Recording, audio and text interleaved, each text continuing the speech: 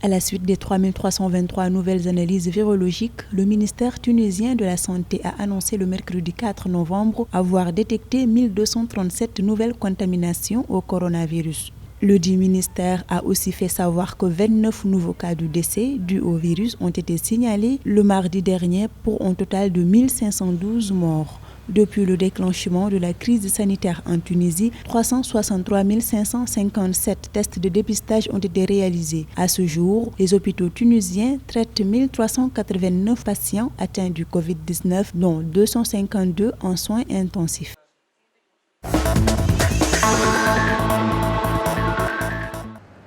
Afin d'aider les États africains à la lutte contre la pandémie du Covid-19, le gouvernement chinois a offert des dons de fournitures à 53 pays du continent. Les gouvernements ont relevé que quand l'Afrique était en pénurie de produits antipandémiques, la Chine a surmonté les difficultés du transport international pour livrer du matériel médical, ce qui a permis d'aider les femmes, enfants et adolescents africains à résister face à cette pandémie. Ces formes d'assistance sont la preuve d'une véritable amitié et de l'aide du peuple chinois à l'égard du peuple africain.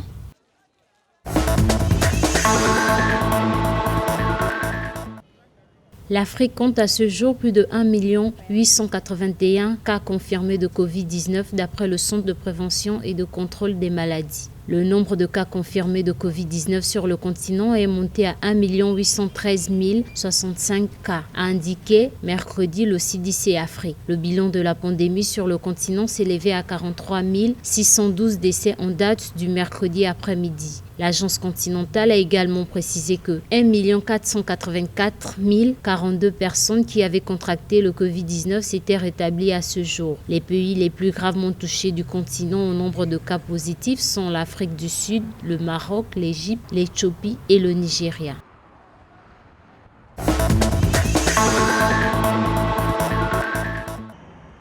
En Algérie, au vu de l'ampleur que prend la pandémie du Covid-19, le Premier ministre Abdelaziz Djerad a annoncé prendre des mesures sévères si le Covid-19 continue sa propagation.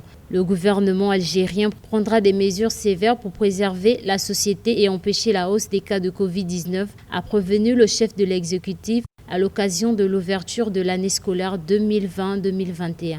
Selon le dernier bilan, l'Algérie a enregistré au cours de ces dernières 24 heures 548 nouveaux cas d'infection au Covid-19, 230 guérisons et 10 décès supplémentaires liés à la maladie. À ce jour, le pays a recensé un total de 59 527 cas confirmés, 1 999 morts et 41 000 guérisons.